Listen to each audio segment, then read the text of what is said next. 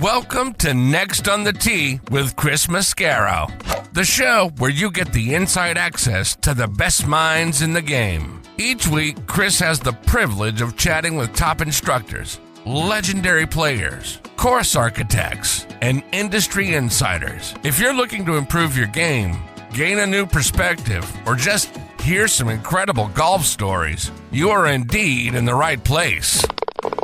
You see, Chris, let me tell you something, I haven't spoken to a press man in my life that is knowledgeable, seriously, as you are.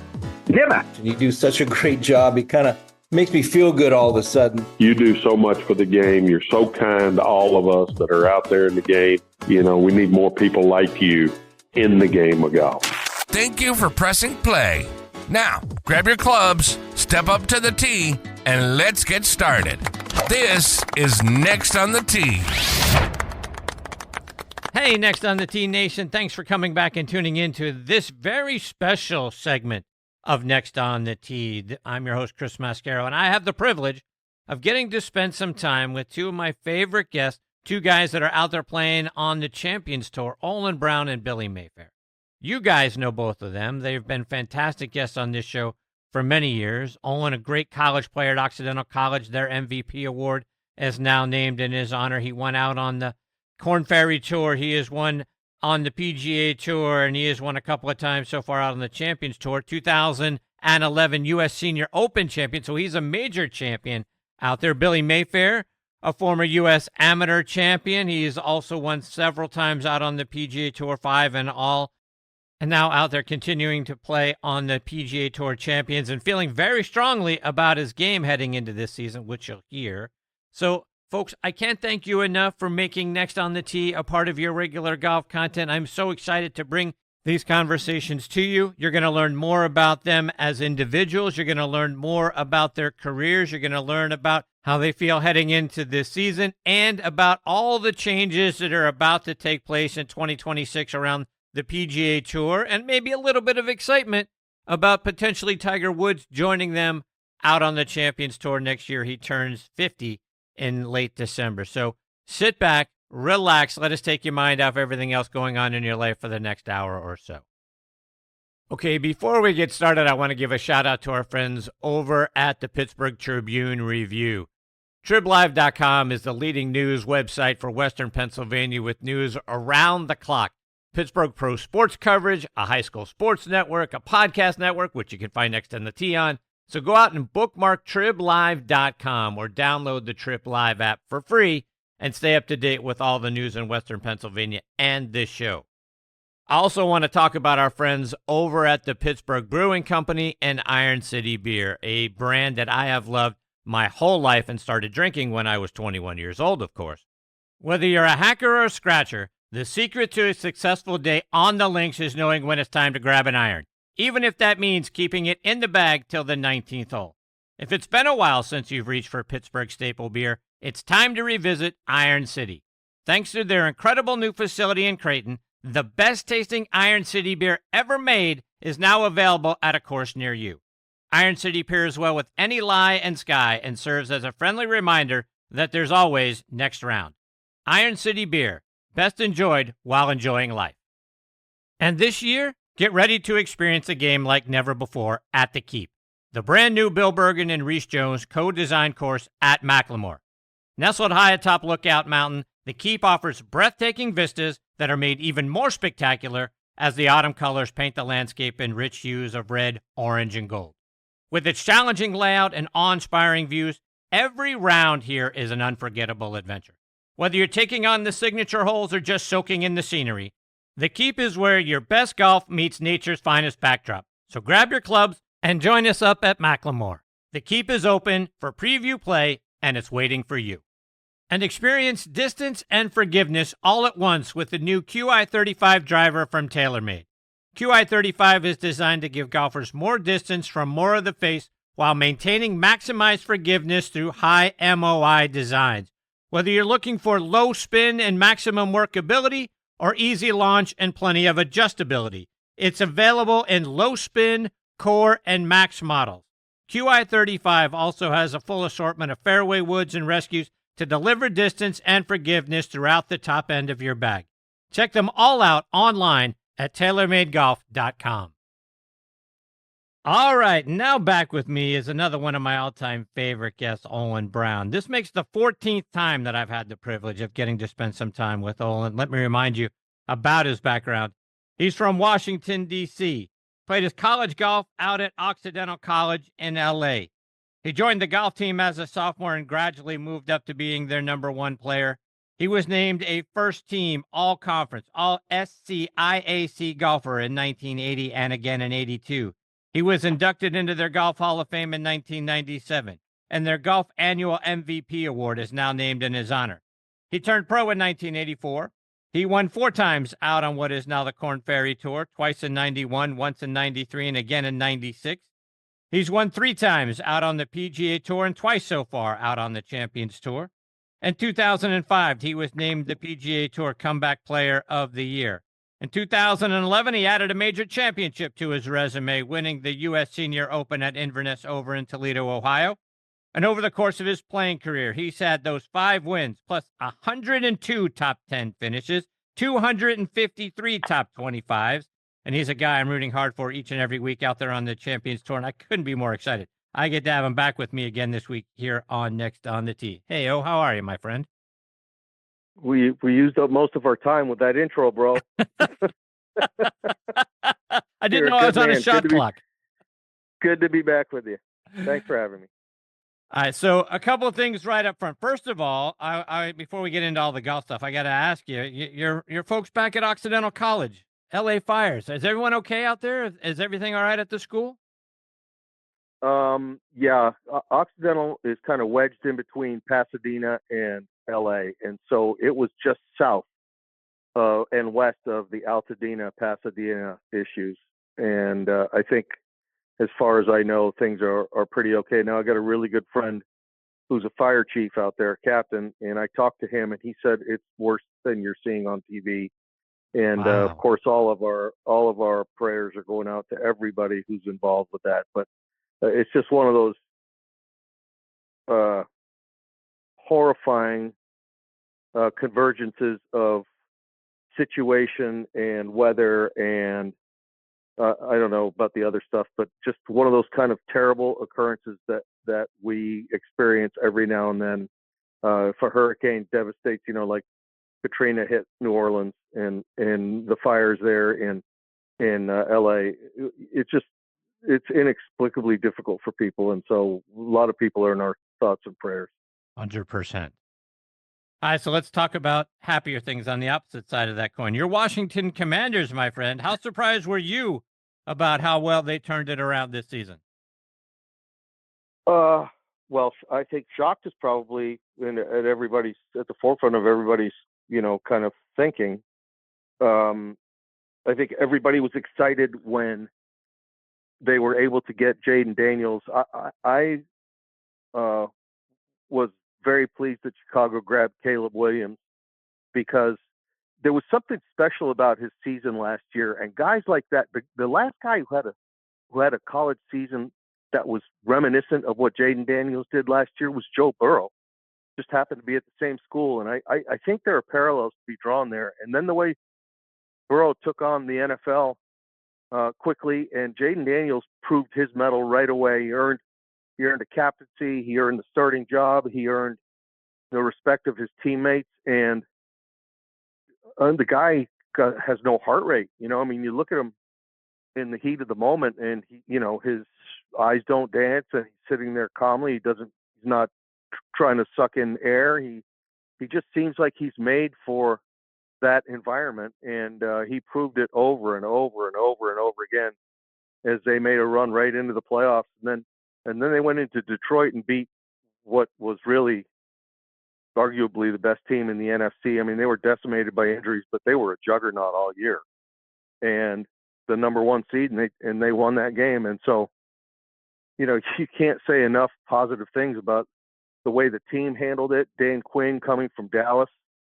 has obviously put his stamp on things. But again, I don't think anybody could have imagined that the kid was going to take the the reins of the franchise and handle it to the level that he did. And so you can't say enough positive things about him and about the way the team went. And I think the excitement for next year is going to be off the charts. Yeah, for sure. I mean, take what you said a moment ago a step further. Obviously, Daniels is the star of the team. Terry McLaurin, the two of them are a heck of a combination. Dan Quinn, to your point, coming over from Dallas. Dan Snyder being out the door. It seems like all of the good things sort of came together that allowed this team to go from 4-13 to 12-5 and then an NFC Championship game. The arrow was pointing way up. It seems like it's going to be the Commanders and the Eagles fighting it out for the next several years. You leapfrog Dallas. The Giants are way down in the doldrums, but those two teams seem like they're going to be fighting it out for NFC championships for a while now. Well, everything is dependent on health and, whether they can really cobble together. I imagine they have some pretty good cash reserves right now. They're able to sign a couple of guys they need. They need another guy on offense, I think. Maybe some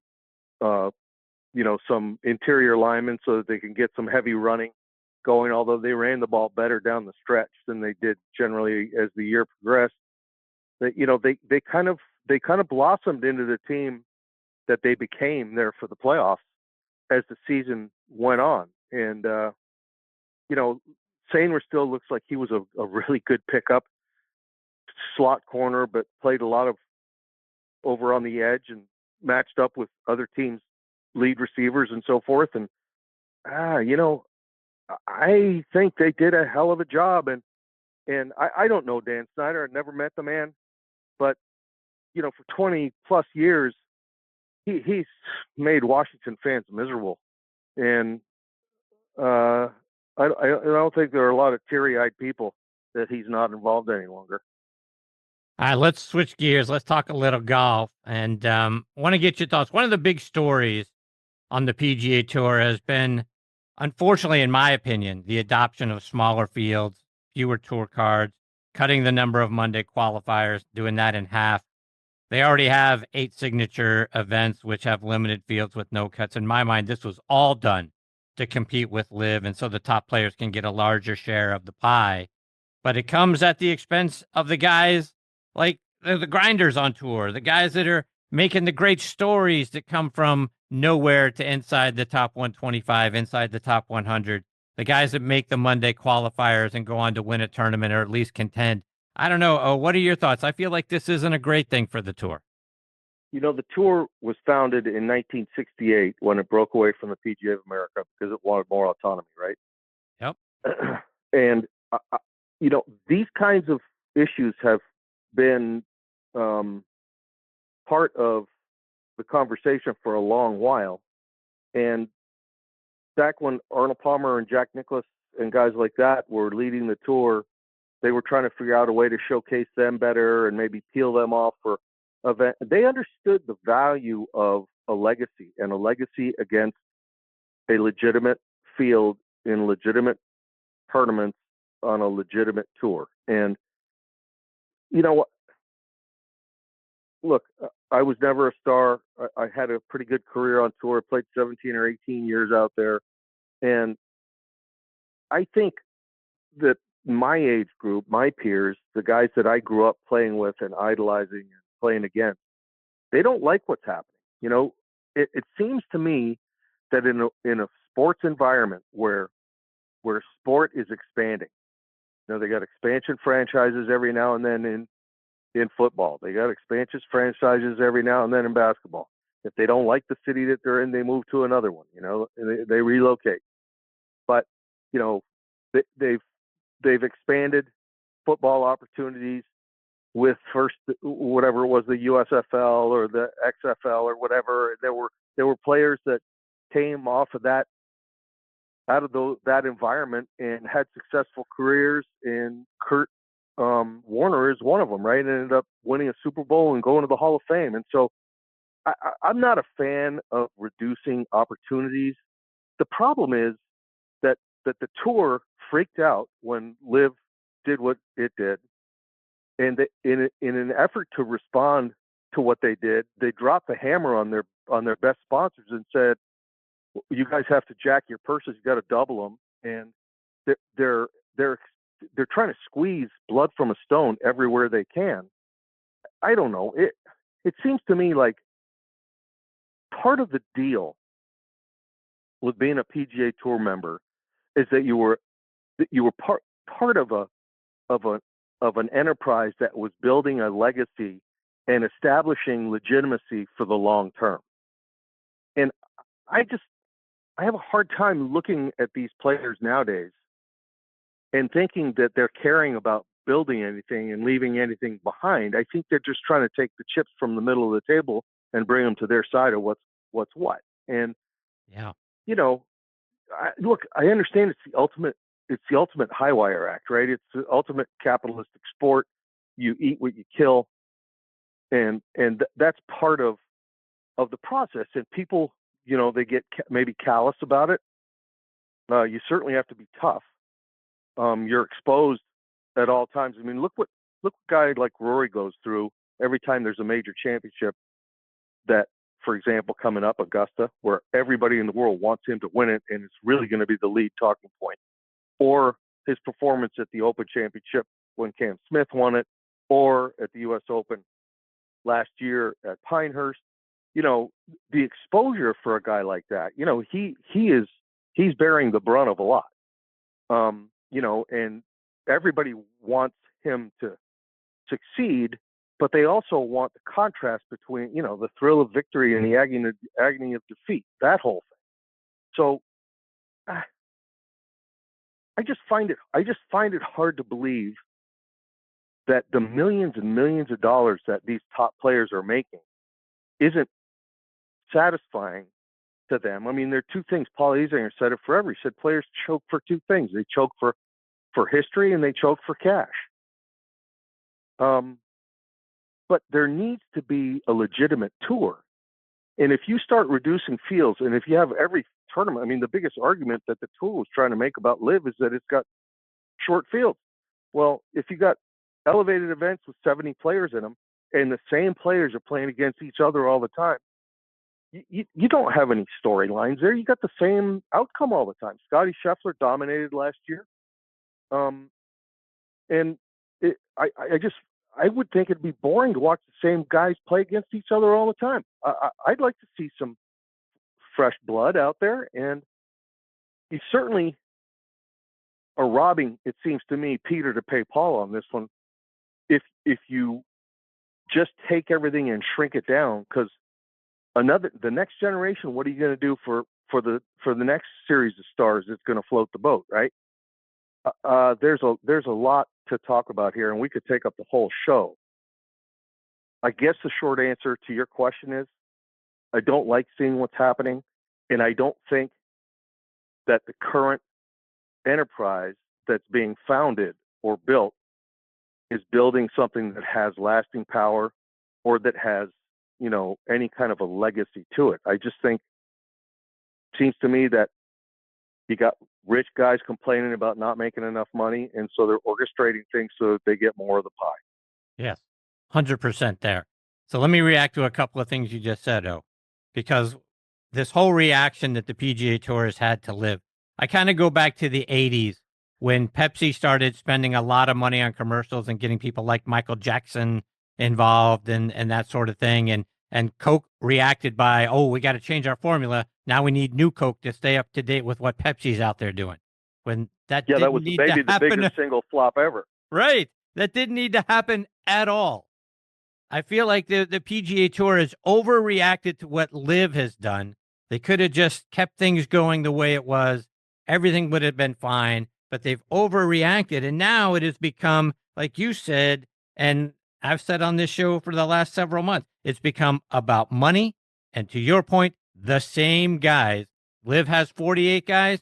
The PGA Tour is going to have 70 or 80 guys in these signature events. The same guys with the same amount of money making themselves richer. And to me, that is why we're seeing so many people tune out and the ratings fall down, because people are tired of seeing PGA golf be all about money.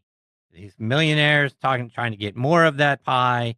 And it's just becoming a thing that none of us can relate to. I mean, I think you and your generation, and even, probably the generation after you, did a heck of a job. And the 30,000 PGA of America professionals have done a lot of work trying to get golf from being thought of as just an elitist sport. We're getting more and more people involved in the game. It's healthier at my level, at the amateur level, than it's probably ever been. But now we've got the PGA Tour turning it around and turning a lot of people off because it does feel like it's an elitist game at the pro level, and people are sick of that.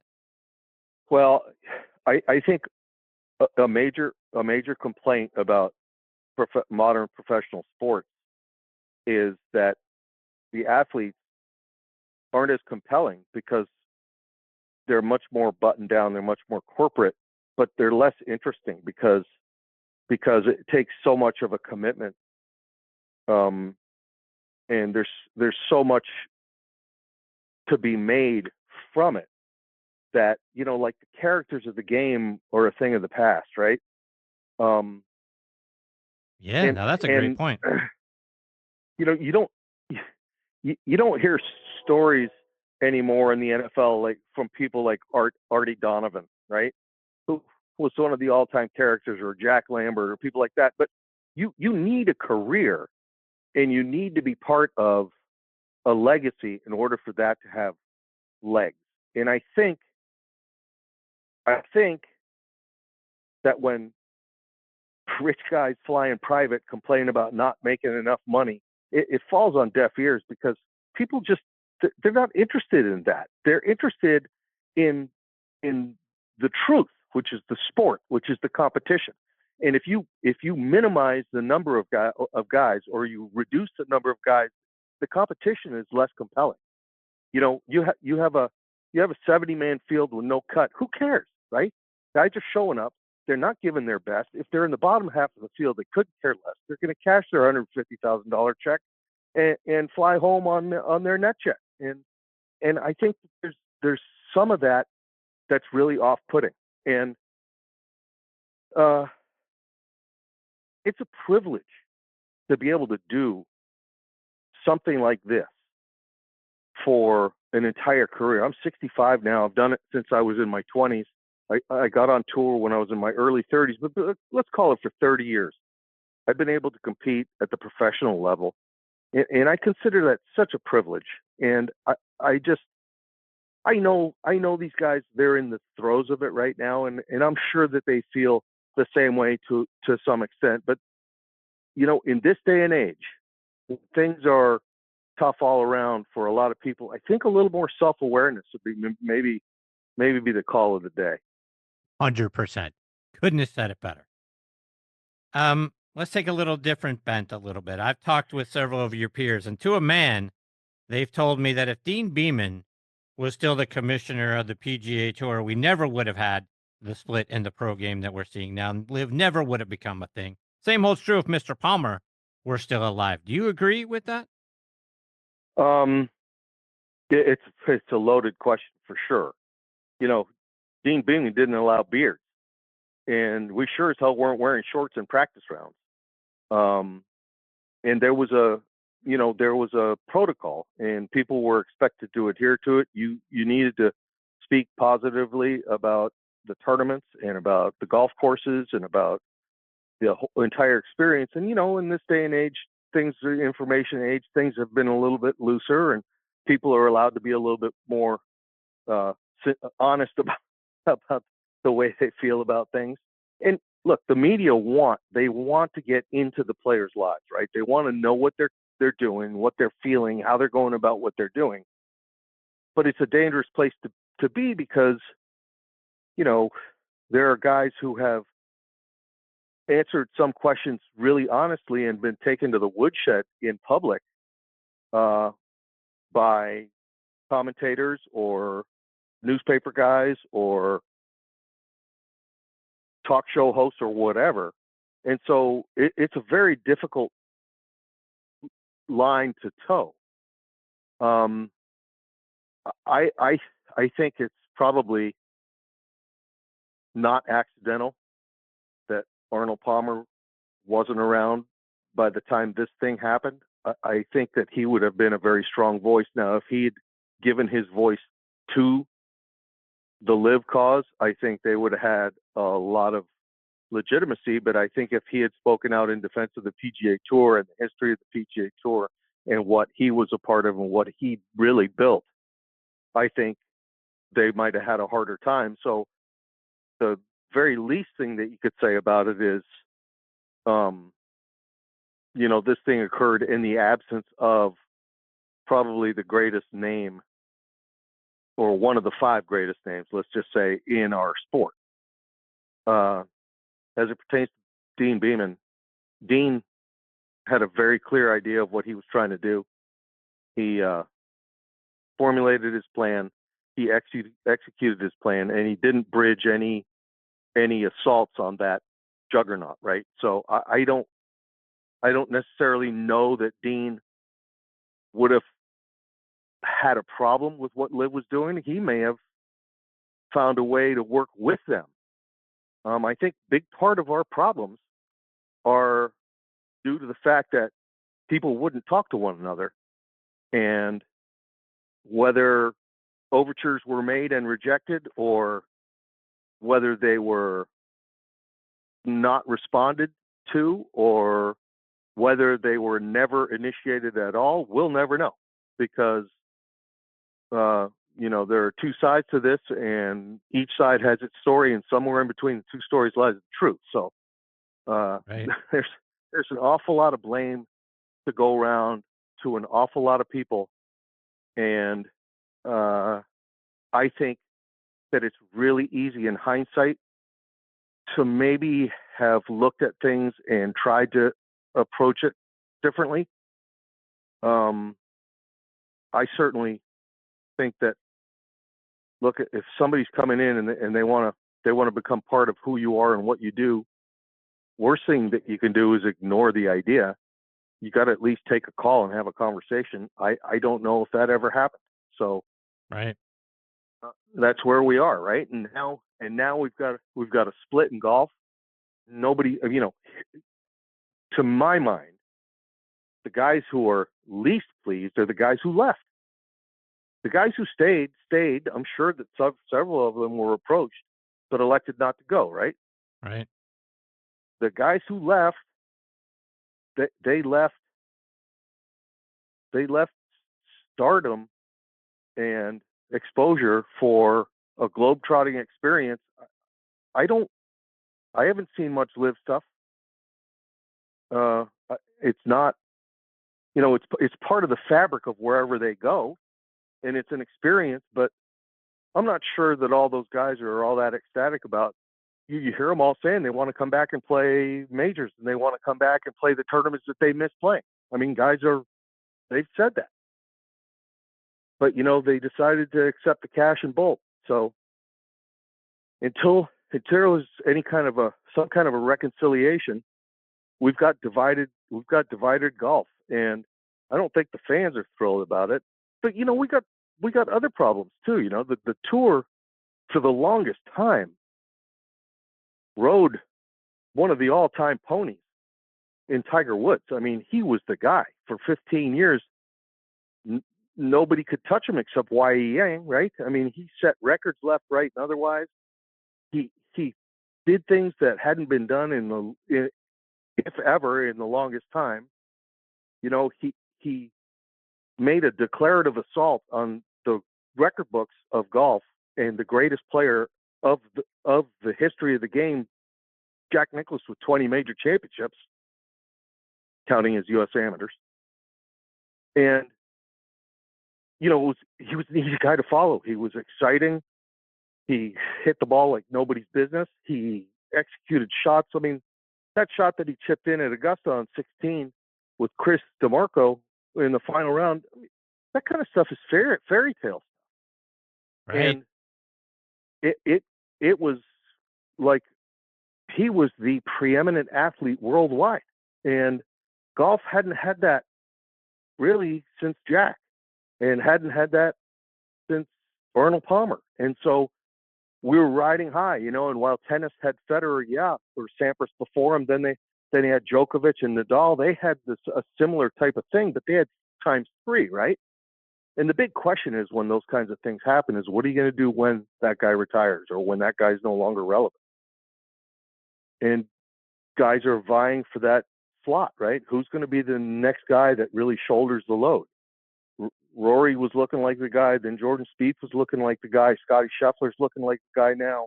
John Rahm was looking like the guy, or Brooks Koepka, but those guys bolted, and they're not part of the fabric of the tour right now. So there are a lot of things up in the air, man, and it's really difficult for golf fans, and I think it's difficult on the players too. I think guys are upset that they're not playing against one another more frequently, and I think guys are upset that whether they stayed and wish they had gone, or that they left and they wish they had stayed.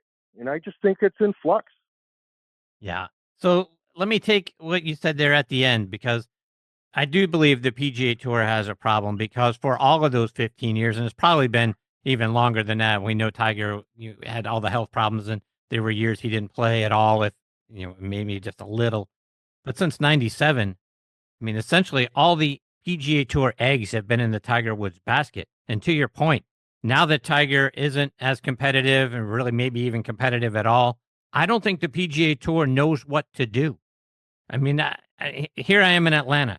We have the Tour Championship that gets played every year at the end of the season. Not a billboard of Scotty Scheffler, not an ad about Scotty Scheffler, nothing about Xander Schauffele. I feel like the PGA Tour has had their eggs in Tiger's basket for so long. I mean, they had to come up with the TGL thing just so that we can get Tiger out there and in front of people. I mean, to me, it's time to move on. We admire and thank Tiger for everything that he has meant to the game. Unprecedented growth, unprecedented fandom when he came, and it was just, to your point, the most exciting player out on tour for all of those years. But now that that's not the case, I keep waiting for the tour to kind of, who's the guy? And to me, it's Scotty Scheffler. How great of a year did Scotty have last year? How much better could it have possibly been? It was a Tiger Woods-esque year, but we don't see the same sort of level of excitement, because I just don't feel like the tour knows how to market anybody not named Tiger. Tiger made it easy for them. He touched all of the points on the stars. I mean, he looked different. He acted different. He played differently. He did things that were just unique, right? I mean, he pulled off stuff that was impossible, and it was almost surreal. Now, Scotty is an entirely different kind of player. He is so good that he seemingly is never out of position, right? And he goes along, and I've heard the broadcast. Well, he struggles with his putting. Well, he's hitting 17 greens. He's shooting 66, and he struggles with his putting. Really? I mean, to your point, how do you market somebody who's so good he makes it look easy? He plays boring golf. Yeah, well, I mean, that's really been the fundamental of golf for the longest time. The more boring you can make it, the better it is. You're never out of play. You're never in jeopardy. You never, But Tiger exposed golf to and golf fans to improbability, to the miracle, right? Yeah. The shot that he hit against Grant Wade out of the bunker at the Canadian Open, right? Over the water from 200 yards with a 6-iron. Really? Are you kidding me? That ball should have gone in the water, or it should have gone over the green, or it should have gone 50 feet left. No, he flagged it. I mean, and then you pan over to Grant Wade, and the expression on his face, he goes, "Are you kidding me?" Those kinds of moments are what elevated Tiger to, like, theatrical status. It was like watching Jurassic Park the first time, right? I mean, you go, "This is incredible. I've never seen anything like it." And I remember the first time I ever played with him was at Castle Pine, the week after he had won at Medina. And he hit his first tee shot, and I looked up there and I go, "Oh my God," and that's not how I said it either. I've never seen a ball leave a club like that before. And then it's one of those kind of holes where if I busted 2 shots, I could get somewhere within chipping distance of the front edge of the green, and he flew the green with his second shot. And I just walked over to him and said, "Man, I don't want to get in your kitchen here, but can I ask you what you hit there?" And he just didn't even blink. He said, 7. So here's a guy who just obliterated the golf ball and then had the finesse and the touch and the putting prowess and all. He was a once-in-a-generation type player. And, once Jack Nicklaus's career had kind of waned, he was in his late 40s, and okay, he won Augusta at 46 or whatever, but he was moving on.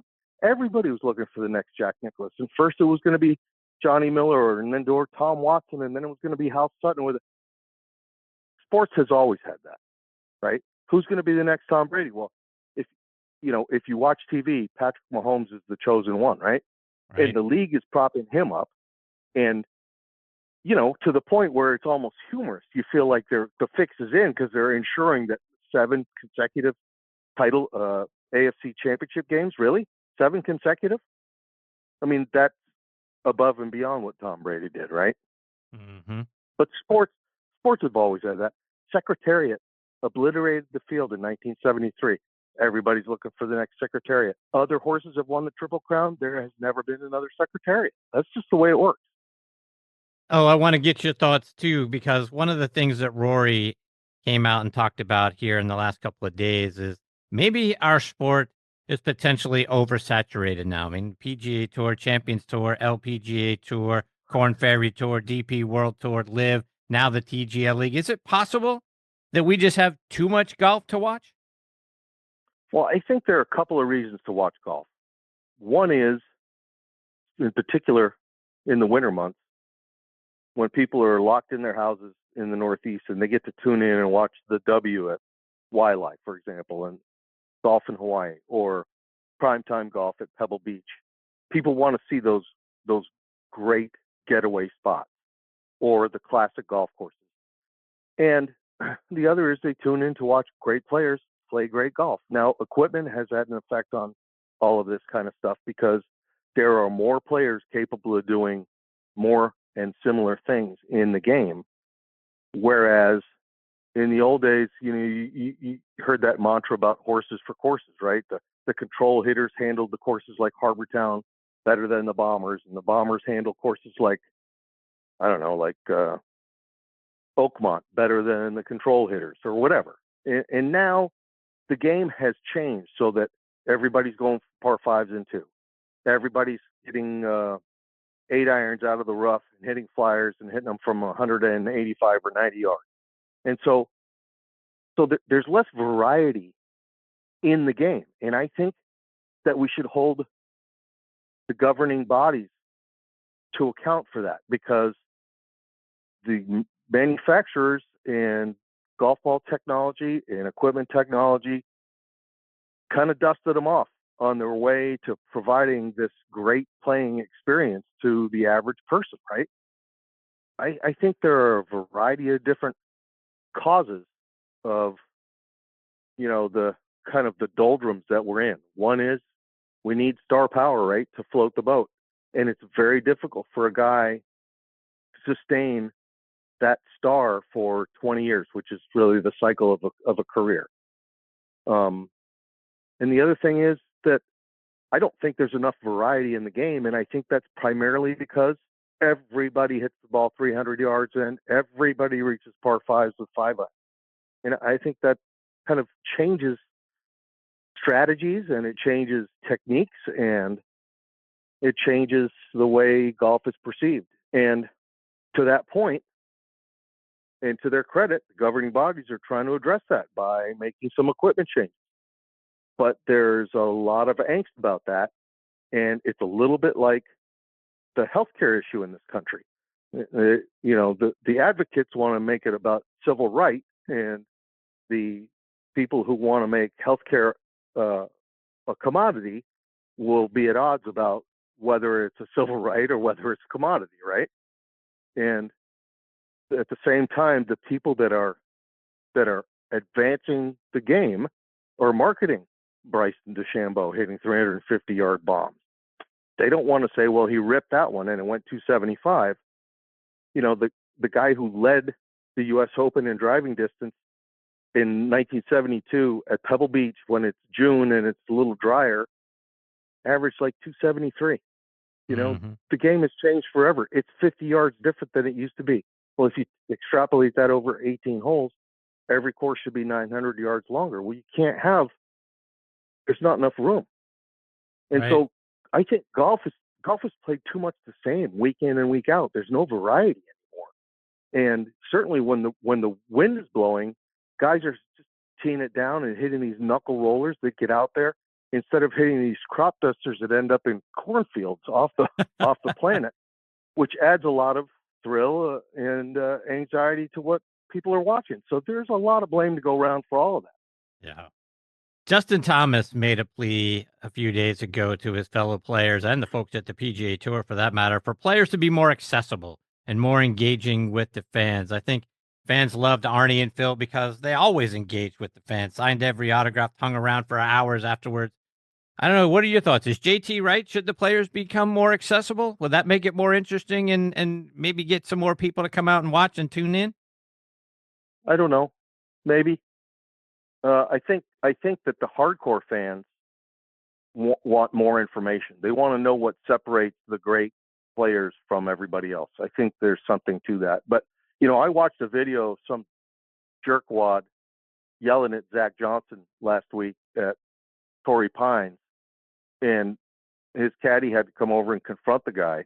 And I think that, look, one of the things that I think people have always appreciated about the game is that there's a respect and a reverence for what happens between the ropes. There's a reason that the Open Championship, which is the oldest championship in golf, and the Masters are held in such esteem because there's, I think, respect for the history of the game in those events that's different than the others. And, the phones are put away at Augusta. Nobody's talking on their phone. They may be filming or whatever, but somehow fans decided that it's okay for them, and certainly with gambling, it's only going to get worse. With them involved, that golf is or sport is better. You know what? I think the sport is what makes the game great. And how about the guy who jumped on the island green, jumped in the water in the playoff between Jeff Sluman and Sandy Lyle back in the day, right? Just a guy who wants to be on TV and act a fool and become part of the story of that tournament. What is that contribution to that sporting event? To me, it isn't. And so I think it's great if fans are genuinely fans and want information and want to learn about what's happening between the ropes. So what makes Scotty Scheffler such an incredible competitor and such a great player. But when they want to interject themselves into the championship itself and become part of it or affect what's happening in the field of play, I'm less inclined to go for that and align with that mentality. Yeah, same here. Oh, I want to go back into your career just a little bit. And as you know, I'm a Pittsburgh guy, and I can't be more excited that the U.S. Open is back this year at Oakmont. You played in the U.S. Open when it was there in 1994 and again in 2007. And when I look back at that 94 U.S. Open, you had an extremely early tee time on Thursday, 6:40 a.m. alongside Mark Lyon, Brian Cam. I'm guessing they did that because the heat that week was a big part of the story. What do you remember about trying to handle Oakmont, those legendary greens, and also try to deal with the heat? Well, it was stifling. And I remember they came and got a couple of players off the golf course. I think Chris Patton went down, and the paramedics came in and got him. I think the heat index was in the teens, 100 and teens, maybe 113 or 14. It was Arnie's last event. I remember it. I remember that, and I remember his press conference. I remember the rough. They said it was 4 to 6 inches, and it was so long it was lying down over itself. It was more like 14 to 16 inches, and the greens were just as slippery as anything I'd ever seen. And the air didn't move well around the golf course because there were so many trees that had grown over the years, and you just couldn't get your air in your lungs. Right now, fast forward to 2007, they pulled a bunch of trees out of the golf course, and you could see everything from the clubhouse. I mean, literally almost every hole. And it had this beautiful sweeping vista and, you know, the rolling hills of that area. And it was just magnificent. And so Oakmont is one of those handful of, you know, golf courses that you probably don't need to do too much to it to get it ready for a major championship. It's hosted any number of them. I think it's hosted more U.S. Opens than, I might be wrong about that. No, but, you're right. PGA, John Mahaffey won the PGA there, right? That's right. And so it's just one of those kind of courses that it seems to hold its own no matter what, and it stands the test of time. And the greens are famous, and the venue is famous, and it's also legendary because it's kind of like Arnold Palmer's backyard, and he kind of laid the foundation for all of this stuff that we're all experiencing now, which is the greatest game with kind of like the longest history that I can think of. It's just an awesome place. Where does it rank among the toughest courses you ever played? Well, I felt like the two times that I played it, if you could hit the shots where Oakmont asked you to hit the shots, you could play it.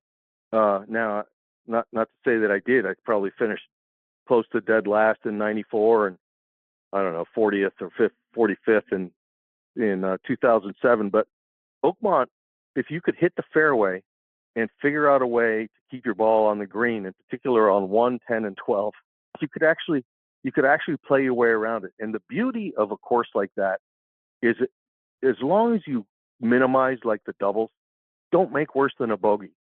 You have a chance to make up for it pretty well. The hardest course that I ever played a U.S. Open was Bethpage the first year we played it because it was raining and it just got so tough. The rough was thick. Nobody could get to the fairway on the 10th hole on Friday's morning round. It was like slightly overdone. But that was as much due to the weather that blew in as it was to the golf course itself. But, there are those golf courses that the USGA kind of tried to steer away from for a couple of years, which are synonymous with U.S. Opens: Oakmont, Wingfoot, Bethpage, Pebble Beach. Those are the ones that really have like the historical reference. And that's where the USGA kind of made its bones, and that's where it should continue going. And I applaud them for kind of doing a rota and throw in an odd course here or there, but make sure that you go back to the old classics because they're classic for a reason. They don't make them anymore, and they definitely identify, the greatness of the players who end up winning the championship. In 2005, during U.S. Open qualifying, you shot 59 at Woodmont Country Club over in Rockville, Maryland. Did you know on 18 that you needed to shoot a certain score in order to shoot that 59? No, I had a miserable opening round. I shot 73, and I think I hit 17 greens, and I had a 3-putt. I didn't get up and down the one green that I missed, and I had made one birdie. So 2 bogeys and a birdie, 1 over, and I was, really, it was hot, and it was miserable, and playing congressional that week, and I didn't want to, I was just fatigued. I almost quit, honestly. And ended up going out and playing, and I just lit up the front 9. And by the time I got to 17, I'm starting to understand that I'm going to make it if I just get to the house. But I hooped my second shot on 17. It was a blind second shot, and I made it 2. And now I'm starting to do the math in my head, and I go, the 18th hole's a par 5. If I eagle the par 5, I'll have shot 58, and it'll legitimize, breaking 60. By making an eagle on the last hole, right? 58 versus 59 or whatever. So I ended up making eagle on the 18th hole, and I pulled the ball out of the hole. And the young man I was playing with said, "Did you just shoot 59?" I go, "No, 58." And I went to the table to add up my score, and it was 59. And I was sure that I was shooting. I just got lost, I mean, I didn't know. I had made so many birdies, and then I started holing shots and made eagle on the last 2 holes, and I just kind of totally lost track of where I was. So kind of the joke was on me in the end, because I thought that I'd shot better than I did. And I spent like 5 minutes for going over my scorecard going, no, that's not right. That's not right. Anyway, funny how things work out. I almost walked off the course after the first round, decided to stick it out, ended up shooting that 59. So a couple more before I let you go, and let's talk about this season. I know you got out there. You were in the field at Wailea for the Mitsubishi Electric Classic. You had back-to-back rounds of 69 in the second and third rounds. First of all, how are you feeling? Because I know you've been dealing with some injuries over the course of the last year. And how do you feel about the state of your game? Yeah, nobody gets through this game without dealing with something, And the last few years, the body is starting to be less responsive, because the first couple steps getting out of bed in the morning, you feel like you're walking on pebbles. That's just the way life works, right? So I'm thrilled to still be playing. I'm going to be not playing full time because I'm not going to get in full time, but I'll play when I get in, and I'm looking forward to it. I don't play quite as well as I did 10 years ago, but I think that's part of the deal. And so this is probably my last year of making a semi-full commitment to what I'm doing. And I'll figure out something else to do. Maybe I'll come talk to you more often. There you go. We'll see what happens there. But yeah, I'm looking forward to it. I'm headed to Morocco on Sunday, so we'll see how that goes, and then attack the year as it comes to me. So you're headed over to Morocco to play in a tournament over there hosted by Prince Rashid, and a tournament named in honor of his father. I'm guessing the accommodations, the food, and how you're taken care of over there in an event of that magnitude in that country for the Prince has got to be some of the best all season. Well, it's just a very cool experience. We all come from somewhere else. We may be second or third or fourth or fifth generation here in this country, but we all came from somewhere else. And I think it's kind of a cool thing to go abroad and see how other people do what they do. First year we went to Morocco, we went to Marrakesh, which was made famous, at least in my mind, by Crosby, Stills, and Nash back in the 60s or 70s, and kind of a cool experience. And then, it's in Rabat, which is the capital city, which is very much like any other capital city, and yet very different because it's the capital city of Morocco. So yeah, the food is different. There's a, kind of a French cuisine influence to it. And the dates that they have on the first and 10th tees are absolutely spectacular, sugar bombs. And it's just really kind of a cool experience to see how other cultures get along. And so a lot of us like going over there. Oh, before I let you go, you got to give me an update. How's Junior and Alexandra? How are they doing? They're doing great. Alexandra's got 5 new songs she posted on. She's got it on Spotify and Pandora and whatever, .coms that they post that stuff. And so she's chugging along, writing her music and producing it and then recording it. And O's up qualifying right now for the Corn Ferry event in South America. I can't remember if it's Argentina or Chile. And so I'm sure he's going to call and give me a report. He shot 4 under yesterday, which missed the first one. And, he's still knocking at it a little bit and trying to find his way, the hard way, really, which is to qualify and play away on. So he's still got our full support, and he works his tail off, and we'll see where that goes. Oh, before I let you go, remind our listeners, how can we stay up to date with all the great things you're out there doing, whether we're following you online or it's on social media? Yeah, I'm on Twitter like everybody else. I don't post much on Instagram. I'm more of a surfer in that regard. But, come on out and support the Champions Tour. We will interact with the fans, and they can get up close and ask a lot of questions, see how we're doing. Maybe we're a little bit more relatable, right? A little creakier than some of the young studs on the tour. And our backswings are a lot shorter than they used to be. And, that whole thing, there's a lot of humor in what we do in these days. It's still good for a few laughs.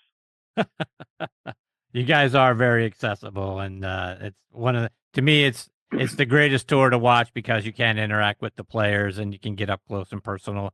Plus, you guys still play golf at an incredible level. I think it's undersold how great the players are out on the Champions Tour. It's not like listen, our guys. our guys do an amazing job. Miller Brady and Jimmy Gabrielson and Dan Walker and guys like that. They're hustling to make our tour what it is. And then you got great players coming out there. Every year there's an infusion of new talent.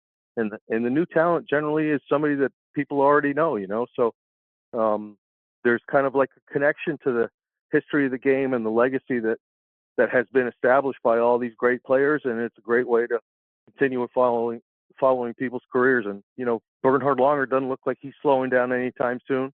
He's 67 going on 68, shoots his age twice a week at least, and is in general a public peril on our tour. But there are great players, Ernie Els and Darren Clark and guys like that, Retief. Stephen Alker's a story in and of himself, a guy who kind of worked his way along Korn Ferry and PGA Tour for the longest time without tremendous success, but was able to stay in the game, and now he's become a dominant player out there. So there are a lot of good stories on our tour, and it's really been great to be out there 15 years and be a part of it. That's fantastic. Oh, thank you so much for taking time out of your day to come back and be a part of the show. It's always a huge thrill for me to get to spend some time with you. I'm obviously rooting very hard for you, as always, my friend. Sending positive vibes your way. I hope we get this privilege of catching up with you again soon. Oh, man, anytime. It's always a pleasure talking with you, and I'll see you in Atlanta, like always. Yeah, looking forward to it. Take care, my All right, friend. bud. All the best Be to you well. and your family. We'll catch up soon. Back at you. Take care. That is the great Olin Browne, folks. And just so if you're aware, Browne has an E on the end of it in the spelling of his last name, Browne. And Olin has just been a wonderful friend of this show over the many years that I've been doing, and he's been a part of it now 14 times. I've had the privilege of having him as part of the show. He's a wonderful follow on Twitter. Again, at Olin Browne is where you can find him. Plus, he's just a great player. I mean, don't undersell him for how great a college career he had. I mean, there's a reason why his college has their MVP named in his honor, and he's a member of their Hall of Fame. And then a guy that went out on tour, went out on the Korn Ferry Tour a few times, a couple of times out there on the PGA Tour, a senior major champion, 2011 U.S. Senior Open Champion, and just a heck of a human being. I can't be more thankful to him for all the things, like I say, that he has meant to me. And then to have him here for the Mitsubishi Electric Classic, one of the senior tour wins that he had, and to be able to follow him around and watch him. The guy doesn't miss shots. I'm telling you, when I watch him play, that guy is consistent. Tee, green, fairways and greens, up and downs, great putter. He's just, like I say, one of the fun guys you get to watch nowadays out on the Champions Tour, and then to be able to walk some holes with him and chat with him during some practice rounds have been some of the great highlights I've had as a part of this show and just in my golfing life. So huge thanks to O for always meant to me in the show. I'll catch up with him again, hopefully very, very soon. Okay, coming up next is another fantastic Champions Tour player, a guy who was a former U.S. amateur champion, won 5 times out on the PGA Tour, continuing to play very, very well out there on the Champions Tour, and that is Billy Mayfair. Before I bring Billy into the show, I want to remind you about our good friends over at On Point Golf and their fantastic On Point ball marker.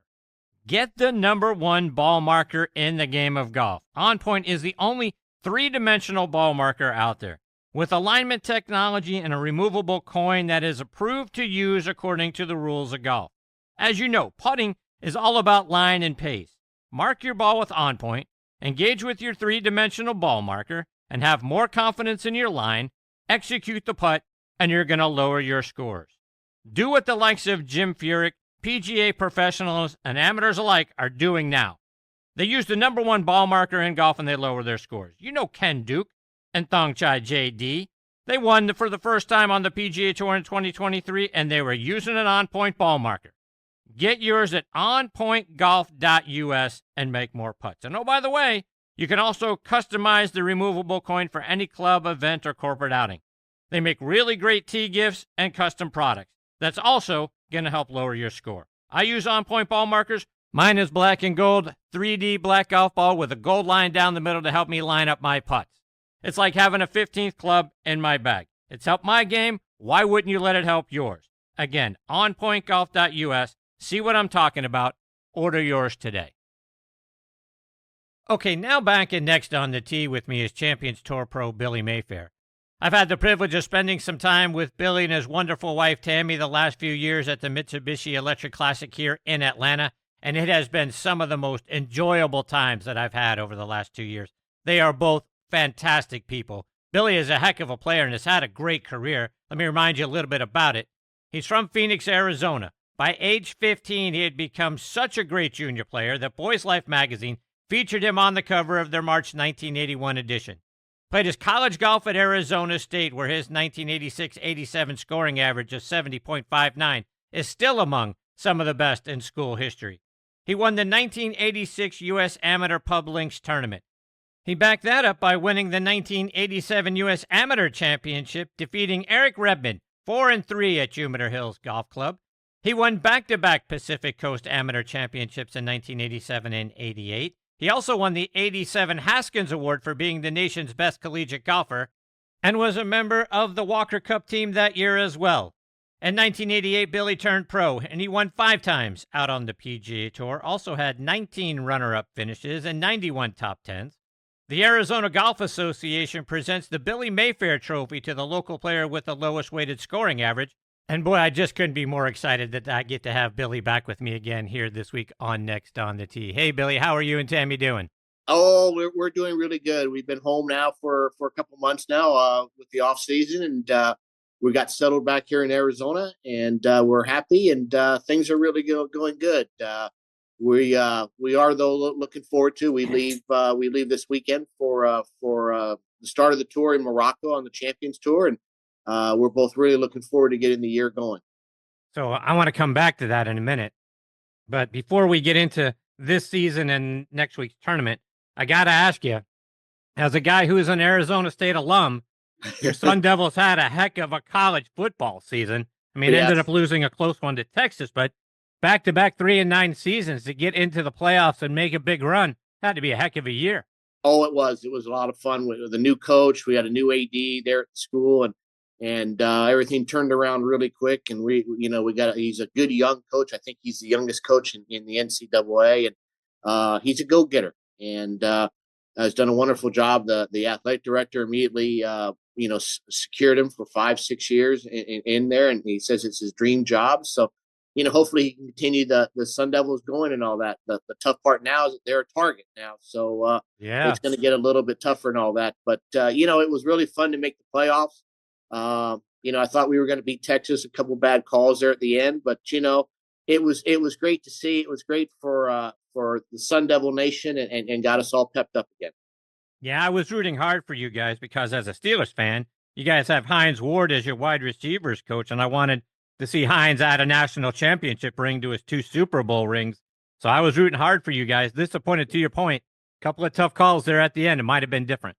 Might have been different, but that's the nice thing that Arizona State has an outstanding coaching staff. Hines Ward, a few other NFL players are on there too, and all that to really get the guys ready to take the next step. All right, so switching gears back over to golf, and you mentioned going over to Morocco for next week's tournament, and I was talking to Olin Browne the other day, asking him the same question, but getting to play in a tournament hosted by Prince Rashid, and a tournament named in the honor of his late father, the King, and Prince Rashid, by the way, is a pretty good player in his own right. Yes. He teamed with Mark Leishman not all that long ago to win the Pro-Am at the Travelers Championship, but I'm guessing the accommodations, the food, everything around the tournament hosted by the Prince has got to be pretty good. Yes, it is. Yeah, they take very good care of us. We have a charter flight by them coming out of Miami that take us right over to Morocco, and as soon as we get picked there, we're treated like kings. They pick us up at the airport, they take us to the hotel, they take us back and forth from the golf course. If you go hungry that week, it's your own fault, that's for sure. There's always plenty of food, and it's just a fun place to go. It's a fun place to start the year, and it's a nice golf course. It's kind of tree lined, and the greens are a little severe in spots, but it's a great place to start the year at. So how do you feel about the state of your game going into this season? I feel a lot better. I had kind of a rough year last year, probably one of my worst years I've had. Had some injuries, have corrected that, have gotten back into shape, and feel like I'm hitting it good, chipping, putting well, and all that good stuff. And but you got to get out there and play. You can practice and play here all you want at home, but I'm anxious to get back on the road and play against the best guys in the world out there on the tour, and see how my game's faring. But I feel much better this year than I did probably last year going into the season. Billy, do you set goals for yourself at the beginning of the season like this? Are there things that you have either circled that you want to achieve, places that you want to play, and is there something that you're really striving for? I don't know if I really say I set goals. I have things I want to do. I mean, I guess that would be kind of a goal, but I don't want to sit there and say that I want, hey, this many top 10 finishes or this many wins. I'm always one of these who just, you take 1 week at a time and you prepare and you let those things happen. But because if you set goals, once you reach them, what else is there? So, I never like doing that, but I just try to take every week, 1 week at a time. I still, every time I tee it up, I want to win. That's for sure. Billy, when I was looking back over your stats for last season, at one point you birdied 6 consecutive par threes, which is one of the harder things to do out on tour, considering the length of the par threes that you guys play. That tells me that the ball striking with your irons was really good, at least at that point in the season. Is that the strength of your game now? And if not, what do you consider it to be? Well, I always thought on the big tour when I played, my strength was always driving the ball and putting. But I would think now I've gotten older. Surprisingly, I think my long iron play, 4 irons, 5 irons, hybrid woods and all that, I seem to have a knack for. In fact, I think when I made those 6 birdies in a row, I think I bogeyed 3 or 4 par 5s in the process. So that doesn't do you much good. But I've always been I'm a high ball hitter. So with those long irons, that helps a lot. But let's just say this, Chris. So this offseason, I've done a lot more work with my wedges and short irons than my long irons because I know I can hit my long irons really well. And along those lines, Billy, I mean, equipment manufacturers obviously are coming out with new clubs and new golf ball technology every year. I was talking to David Peoples about this, and he was blown away by how much better clubs are now versus what he had in his bag. How often do you try out each new year's latest and greatest equipment? Are you looking every year, or do you go a couple of years? How long do you wait? Well, it depends, I think, a lot on how you're playing. I mean, Titleist is always coming out with a new golf ball. You're always trying that during the off season, which I have. I've gone out to Ping. I've gotten some new irons from them. I think anytime when you have kind of not the season that you want the year before, you're always kind of looking for a change. Maybe just not to just to maybe look at something a little bit different and kind of give you a feel. So I've changed a lot of things in my bags. I think for the last 2 years up to this point, I've had the same clubs in the bag. This year, I've got new irons, new wedges, and all that. So I think that a little bit has to do about the way you played, the way I played last year. But you got to keep up with the times because if you have technology or irons or golf balls that are 3, 4, 5 years old, you're going to lose out because the technology is getting better and better every year. So you got to make changes. Billy, looking back over the course of your career, you came into the game at a time when legends like Nicholas Palmer, Player Trevino, guys from that era, they were either nearing the end of their PGA Tour careers or had already transitioned over onto the Champions Tour. But did you get an opportunity to play alongside guys of that ilk? And if so, what are some of your favorite stories and the things that you picked up and learned from those guys along the way? Well, I was a little bit behind those guys. Obviously, I got to play with Jack. I got to open up one of his golf courses up here at Desert Mountain. I've got to play with Arnold. One of the greatest stories, I got to play with Arnold the second round at Augusta National. And that was just, an absolute thrill. I got to play a couple rounds at Memorial in the actual tournament with Jack. So I've had my experiences. One of my best stories is I was a U.S. amateur champion in 1988 and went back to play at Augusta and played the first round with the defending champion, Larry Mize. And Chris, back then, we didn't have cell phones or technology. We had to actually call Augusta National Golf Club and call, and, I'm Billy Mayfair. I shot 77 today and get your tee time. And they said, oh, Mr. Mayfair, you're at 10:10 tomorrow with Mr. Palmer. And I just kind of stood there. My parents were there with me. And they go, who are you playing with? I said, I'm playing with the King, Arnold. And it was a kind of a sleepless night, that's for sure. But Arnold handled it so beautifully. We had such a great time, and we were probably not going to make the cut, but the way Arnold played, the way he tried on every shot, just grinded out there like you can't believe, showed me a lot. It taught me a lot. But what my best story is, obviously we're going to come up 18, and I was already prepared to hit my shot and then move off to the side so that Arnold could walk up 18 by himself and all that stuff, and I'm off to the side, and all of a sudden he kind of gives me the wave and get my butt over there. And we walked up 18 shoulder to shoulder, and that was something that I will never ever forget. No doubt. And Billy, as you know, I'm a Pittsburgh guy, and I'm so excited that the U.S. Open is back at Oakmont this year. And speaking of Mr. Palmer, I was looking back at the 1994 U.S. Open that was played there, and that being his last U.S. Open. You played in that tournament as well. You were paired with Scott Verplank and Sam Randolph for the first couple of rounds, and you guys actually had a really early tee time on that Friday, 6:30 a.m., which I'm guessing they did because, as I look back, the heat was stifling that week in Pittsburgh. What do you remember about that U.S. Open? Oh, it was hot. It was horribly hot. At the time, we still had, the golf course still had trees at the time. And I think that made it even more humid and warmer in there. But I just remember how they had to try to keep the golf course as moist and as wet as possible. And I know the USGA does never like putting water on the golf course, but you had to that week. But it was just it's such a hard golf course. In fact, I think it's the hardest one in the world for me to play. But it was just a grind, and we, the 6:30 time to get out early, and when the weather was pretty good was a huge advantage. My best Oakmont story to me was the first time I ever got to play there. I played it in a tournament, just a little pro-am tournament. Never played the golf course. Showed up on Monday to play and drove it right down number 10 fairway and hit a little 6-iron in there about 10 feet from the hole. And I thought, what's so hard about this golf course? As I walked off the green with a 6, wow! I realized real quick how hard Oakmont was. So, I know the golf course is always in great shape. I know they've done a lot with the trees there and opened it up and all that. But it is a hard golf course, that's for sure. Did you ever find yourself in the church pews? I've walked by the church pews. I've said, but fortunately, no. I never had to hit it. I never had to hit it out of the church pews. No. Now I might still be there, Chris.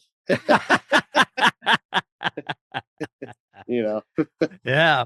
And getting back to that 94 U.S. Open, Mr. Palmer teed off a couple hours after you on that Friday. And obviously, like I say, that was his last U.S. Open that he played in. And he held a very tearful press conference at the conclusion of that. Did you stick around at all to see it? We watched. I did stick around to watch him finish and all that. I didn't go into the press conference, but we did stay there. And like I said, it was about an hour behind me. And we did watch him come up 18. And it was just, it was the emotion and the electricity in the air was something else. But just to see Mr. Palmer's emotion, you could tell that he was very touched by it. But knowing him as competitive as he is, he still probably wanted to keep on playing in that. But it was the right time, and it was very emotional for him. Billy, speaking of competitive, I don't think enough people know or understand how hard it is for guys like you to get out onto the Champions Tour, first of all, to be able to qualify for it, and then to stick around and stay there. Talk about how competitive the Champions Tour is and the challenge to be able to continue to play out there year after year. Well, it obviously it's the Champions Tour is kind of a reward for the guys who played a lot on the big tour, and made played very well on the big tour. It's kind of their reward. It's also a chance for other people and other players who maybe didn't play the tour now at 50 to try to go out and live a dream. And there's a lot of players out there doing that. But, everyone thinks we play real short golf courses, have little wedge shots. And that's why we shoot such low numbers. These golf courses are very long. We're driving the ball just as far now as we did as when we were on the big tour because of technology. But, the golf courses are long. They're set up tough. And, these guys out here can really play. And for a lot of guys who are turning 50, think it's just going to be a cakewalk when you come out there. You still got a guy named Bernhard Langer who's still knocking them dead, and he's in his 60s. So, but as any other sport, any other time, Father Time is going to catch up to you, and it caught up to me a little bit last year, and I didn't respect that, and I've tried to do better this year. But it's just like on the big tour, you just got to every January, every February, you just got to be ready to go. Does Father Time catch up to everybody? I'm not sure it's caught up to Bernhard Langer yet. I mean, to your point a moment ago, he's 67 years old. He's out there shooting lower than his age all the time, still wins golf tournaments. Somehow he's eluded Father Time. How's that possible?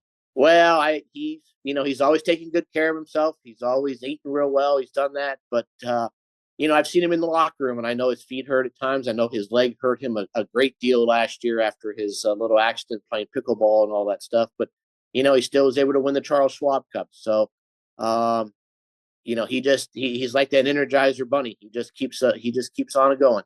So I'm happy for him. Billy, I want to go back to your U.S. Amateur Championship in '87. Like I mentioned in your intro, you beat Eric Redmond 3-2 to win the title. And I know Eric had to beat two-time champion Jay Siegel and Scott Gump, who was the medalist, just to get into the finals with you. So you beat the guy who beat the guys. But prior to the U.S. Open, Redmond's claim to fame really was just being an extra in Caddyshack. He wasn't really ranked all that highly at all. So I feel like you must have been stacked with additional pressure, because this guy is now the Cinderella story, if you don't mind the Caddyshack reference. He comes from out of nowhere, and now you got to go beat that guy. Well, I really, at the time when we played the match, I really didn't know all that much about it. I had heard that, I knew who he had beaten. I knew he had beaten Jay Siegel and Scott Gump, who were playing very good. I know that he was playing well. I knew he played at the University of Tennessee. So I knew I had someone I had to play who had a hot hand. But, in match play, it was just one of those weeks. I think we were both very tired. It was hot down there in West Palm Beach in August. Jupiter Hills is very hilly. It was just a grind all week. And, I really putted very well that week. I didn't hit the ball as well as I always like to, but I remember how well I putted, and especially in the finals. I made a lot of really good par putts. And in match play, when you make a par putt on your opponent, that just takes all the steam out of your opposition. And I did that quite a bit in the finals. In fact, I actually watched the finals again while we were home during the off season. And I think I made 3 or 4 putts over 20 feet for par. And, I just took the steam out of Eric completely. And I was fortunate enough to win. Speaking of 20-footers, you won the 1993 Greater Milwaukee Open. You did so of another great friend of the show, Mark Calcavecchia, plus Ted Schultz was in that playoff as well, and you won that in dramatic fashion. You made a 20-foot chip shot for birdie on the 4th hole to beat Mark. Ted got eliminated after the first playoff hole, but you shoot rounds of 67, 66, 69, 68 to win it. But talk about winning it with that chip in. Well, it obviously it was a thrill. It was my first PGA Tour win.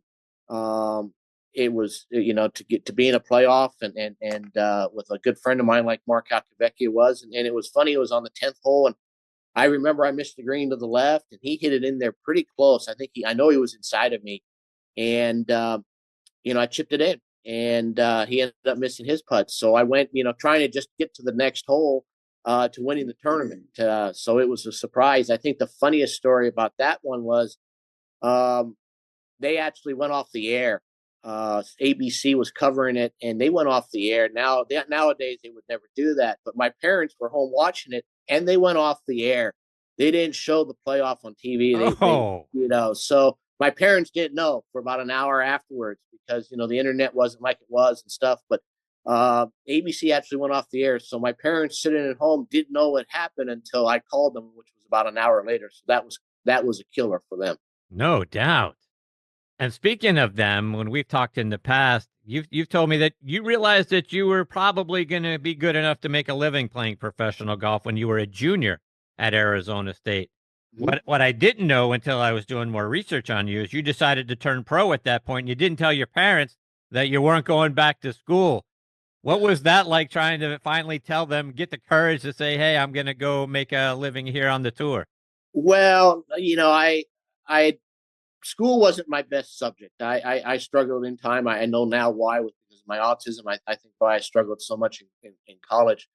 And I knew I wanted to turn pro. I knew tour school was coming up.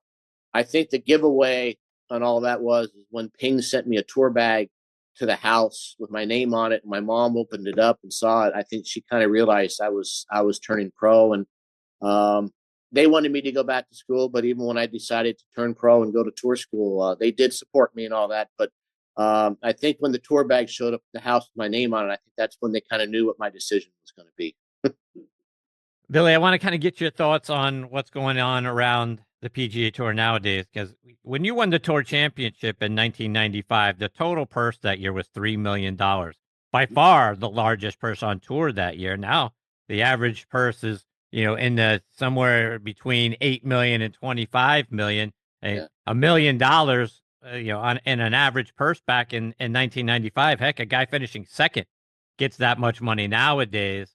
But I'm starting to get concerned, Billy, that there's so much money out there now that we're going to get to a point where things are a house of cards and things are going to fall in. I just don't know how the system can continue to support how far and how much purses have escalated. And we're starting to see some sponsors get squeezed. Heck, the LPGA Tour just had a sponsor back out and didn't even pay their tab for last year.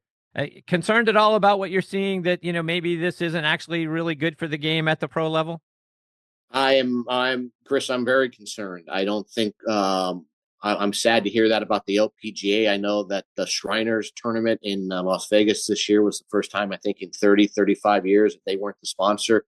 I don't quite know or understand sometimes the PGA Tour's thinking or the commissioner's thinking behind some of the decisions, especially when you're making fields now smaller. You're cutting fields in half, and you're making it, tournaments with 78, 80 players, and you're still paying them all that much money. At some point, it's going to be hard to fill fields. But more importantly than anything else, it's just, the quality of play and how many people are out there. And they really need to they really need to wake up and take a look at this, because it is a serious problem. I know. I guess my biggest thing is I just don't understand why the PGA Tour is trying to almost copy LIV in a way. When the PGA Tour has the power, they have everything, and they're trying to copy a little bit what LIV Tour is doing. And I just don't understand that. But I'm very concerned. I'm also very concerned when you turn on the broadcast and you look at the names on the TV and you don't recognize hardly any of the names anymore. Before, when you used to turn on, you used to know all the names and where they were from and all that, and you just don't do that. So somewhere along the way, someone at the tour is dropping the ball here, and it needs to be picked up, or you're going to have competition like LIV come in and make a big impact. Yeah, so let's take that a step further, Billy, because I don't understand that either. I mean, I feel like the PGA Tour and its product, if you will, for decade upon decade was really good. And then Liv came along, and I was saying this to Olin Browne the other day. I feel like it's kind of like, remember in the 80s when Pepsi came along and, they had Michael Jackson and all those guys on commercials, and then Coke had to come out, thought they had to come out with new Coke when Coke was just fine. You didn't need to react to this other company, and that became such a huge disaster. I feel like the PGA Tour has kind of overreacted to Liv and thinking they have to do everything that Liv is doing, short of shorts and music. I just didn't. I don't think it was necessary to do all of that. I agree. I don't think it was necessary at all. The PGA Tour has been around here for a while. Liv to me is still just it's just a sheet in the pants. I mean, I don't think they're going to be around for much longer. I didn't think Greg Norman would last as long as he did, because that's his type. But it's just very concerning, and I can understand why players go to Liv.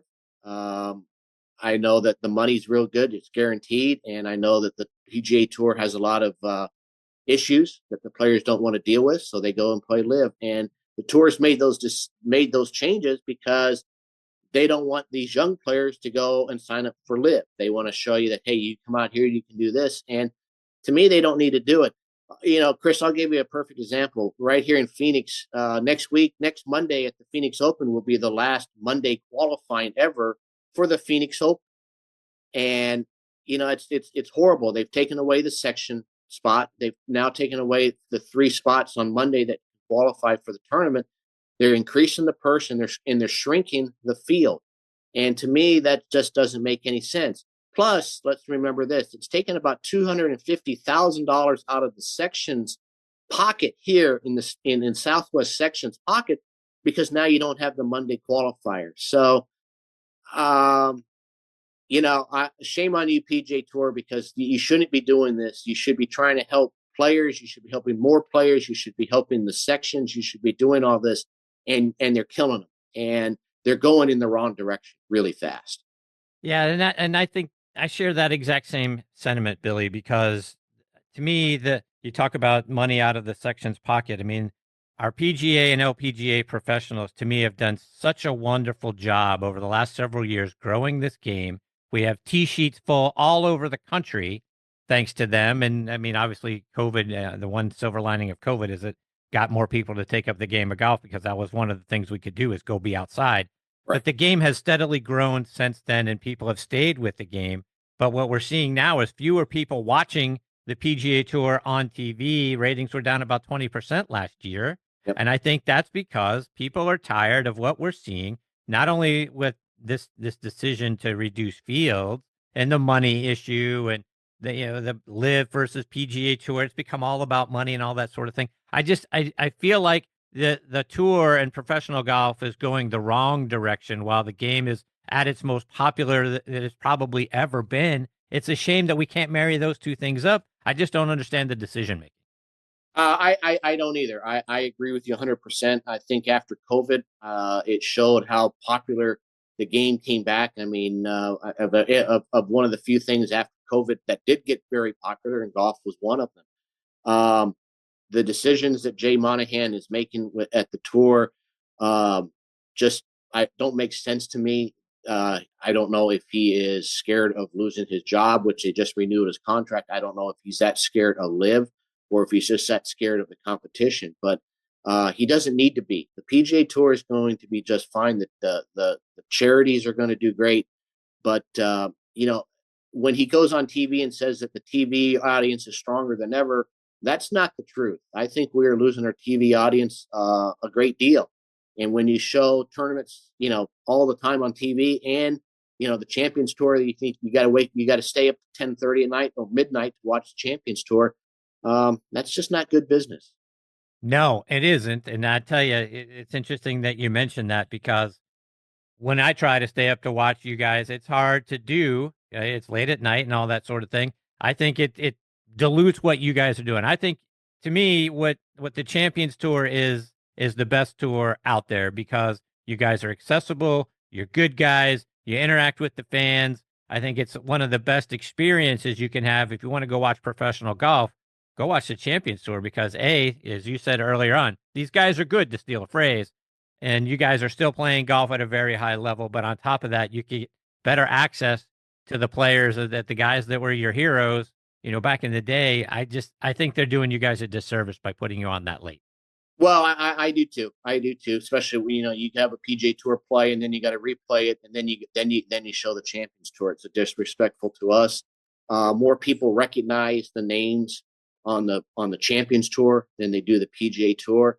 And Chris, let's don't forget about something here too. In about 3 years from now, the Champions Tour could be actually more popular than the big tour when we get one player to come out there to play with us, and that's Tiger Woods. If Tiger Woods comes out and plays in a Champions Tour event, it will blow the PGA Tour out of the water. ESPN will start with them. All the major golf companies or networks will talk about the Champions Tour before they talk about the PGA Tour. Now, I know that probably Jay and Tiger have sat there and talked about this between the two of them. But, I find it very interesting. Now, do I think Tiger is going to come out and take the Champions Tour by storm? No, I don't. I think he's played, 5 tournaments in the last 2 years. I know he's hurting. I know his leg hurts. I know he can take a card on the Champions Tour, but I still don't think he'll come out and play a lot on the Champions Tour. I think he'll try to play the majors. But still, even with just by that, or even by just Tiger turning 50 will give the Champions Tour such a high buzz. I don't know if the PGA Tour could handle it. Yeah, no, I'm 100% by that. Now, again, he's going to turn 50 in December. So a year from now, theoretically, he could be out there playing periodically on the Champions Tour, which, to your point, would absolutely, the ratings would dwarf, the PGA Tour. I mean, as much as I love the guys that play out there, and Scotty and JT and Jordan and, a list of, great players, but there is no question there's going to be more eyes and ears on the Champions Tour if and when whatever tournament it is that Tiger decides to go out there and play. It is really going to blow the PGA Tour away. I'm curious, just like you, to see how Jay handles that. Well, I think we all are. I know that Jay and Tiger talk a lot. they're close, the two of them. So I'm sure that they're discussing stuff like that. But you know, we'll just kind of have to just kind of wait and see. But Chris, I thank you for talking about this. I think the state of the game, I think the state of the PGA Tour is in chaos. I don't think it's running smooth, which it should be. And you know, some issues definitely need to be resolved here real quick. Billy, just a couple more before I let you go. And you're 58 years old now. And like I say, you look at Bernhard and seeing how great that he continues to play at 67. You would theoretically have a lot longer to play and be really good. How much longer do you want to be out there? Oh, you know, my wife's not here right now, or she'd say, you know, for until I'm 80, but, you know, anything to get me out of the house. But, you know, I don't know, Chris. I love to play. I love to compete. I mean, I'm going into right now my 36th year to play on the tour. And I'm excited. I can't wait to get on the airplane. I can't wait to get back out there and see what I can do. So even after 36 years of doing this, I'm still excited. So, you know, I hate to say I want to quit at this time or this point. You know, I think Father Time and my mind and everything will let me decide that. But I want to continue playing as long as I can. Billy, you mentioned earlier autism, and you have a foundation that you have put together to help give back to that community. Talk about that.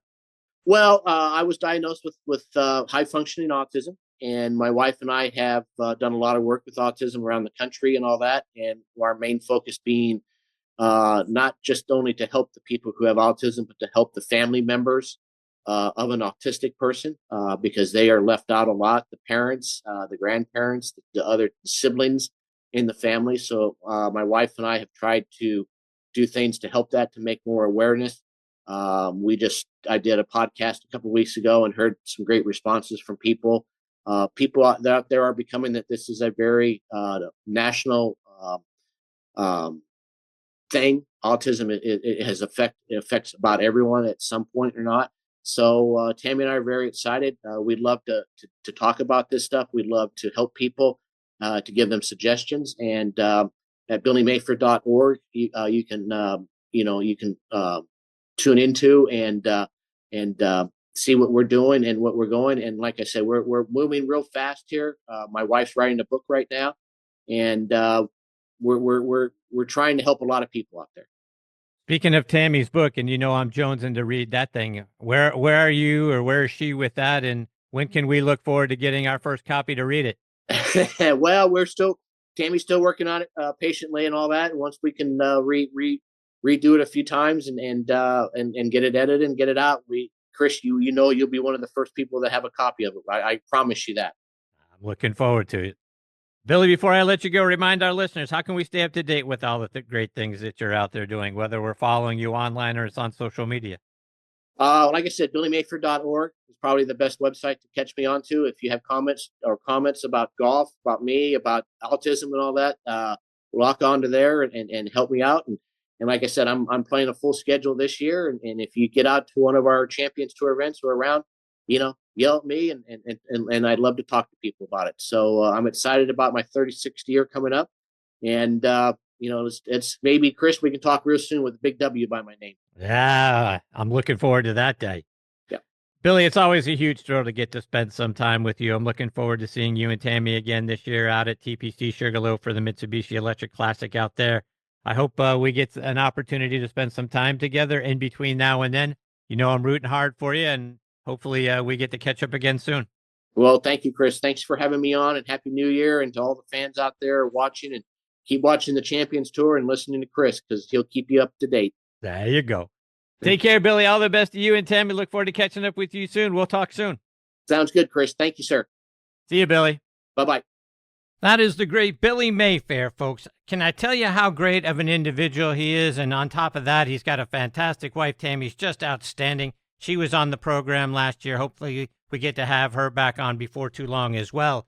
But two great individuals. Billy's still out there playing great golf. He's had a great career from junior golf all the way through college, the PGA Tour, and now the Champions Tour. But on top of that, he is just an outstanding individual, and they are doing great things for the folks that are dealing with autism, from the actual person that's dealing with autism to the people and the family around them that are having to try to figure out what do they do now? How do we handle these sorts of things?